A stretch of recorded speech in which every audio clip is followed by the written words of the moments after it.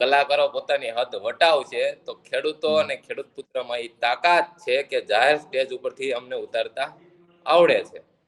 કોઈ પણ કલાકાર હોય, આ ખેડૂતના માન અને સન્માન અને અધિકાર ઉપર ઘા કરતો કોઈ પણ કલાકાર હોય, કોઈ પણ ઉદ્યોગપતિ હોય, કોઈ પણ હોય, કેમ કે હવે ખેડૂતની લડાઈ આર પારની છે. આ હદે ખેડૂતનું અપમાન, આ હદે ખેડૂતને પીડા આપવામાં આવે છે. હું તમને સ્પષ્ટ વાત કહું કે બોટાદમાં કડદા કાંડ થયો તો કડદો કોની સાથે થતો હતો? ખેડૂતો સાથે. કોણ કરતા હતા?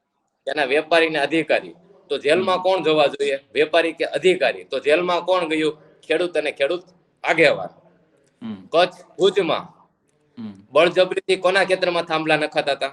ખેડૂતના. કોણ નાખતા હતા? ખાનગી કંપનીના અધિકારીઓ અને માલિક થકી. તો જેલમાં કોણ જવું જોઈએ? ખાનગી કંપનીના માલિક અને અધિકારીને. તો જેલમાં કોને નખાતા હતા? ખેડૂત અને ખેડૂત આગેવાનોને. તો સ્પષ્ટ થાય છે ને કે આ ખેડૂત વિરોધી વલણ છે.